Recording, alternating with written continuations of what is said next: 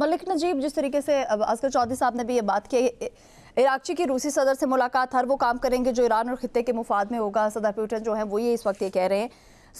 जिस तरीके से असगर चौधरी साहब ने भी कहा कि जिस तरीके से हम स्टार्ट से डे फर्स्ट से जो बात कर रहे थे कि जो चीन है उसको, चाइना जो है उसको अपना एक किरदार जो है वो अदा करना चाहिए, उसके बाद रूस को अपना किरदार अदा करना चाहिए, उस तरीके से उन्होंने अदा नहीं किया।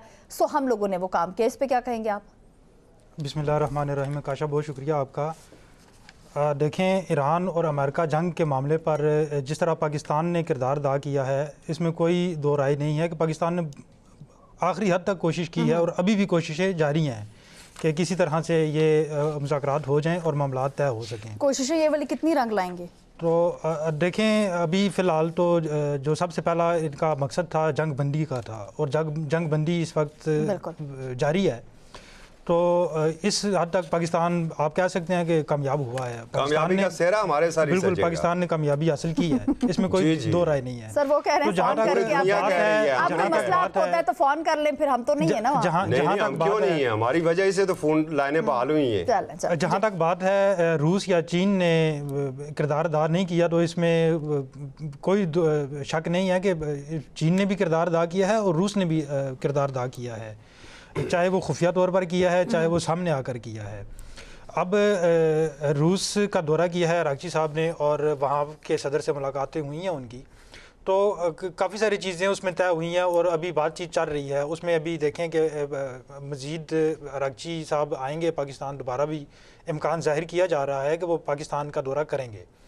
और जो भी बातचीत रूस में हुई है या जो ओमान में हुई है, उसके तहत वो चीज़ों को लेकर आगे चलेंगे।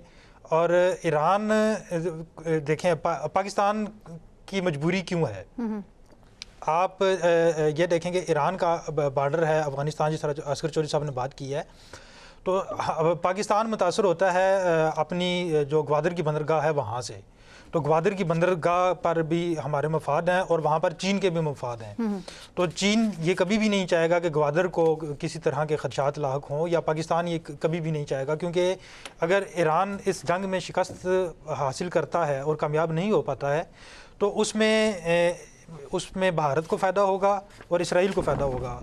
पाकिस्तान को माशी तौर पर खदशात हो सकते हैं, बॉर्डर के ऊपर खतरात आ और इसी तरह चीन को भी जो है वो माशी तौर पर खदशात लाक हो सकते हैं। तो चीन पूरी कोशिश करेगा, पाकिस्तान पूरी कोशिश करेगा कि ये मामलात सेटल हों और ये दोबारा मुज़ाकरात की टेबल पर आएँ, और किसी तरह से अबनाए हुर्मुज़ और यूरेनियम का जो मामलात, 2 पॉइंट इस वक्त जो अहम हैं, इन पर दोनों फ्रीकान किसी नतीजे पर पहुँच सकें।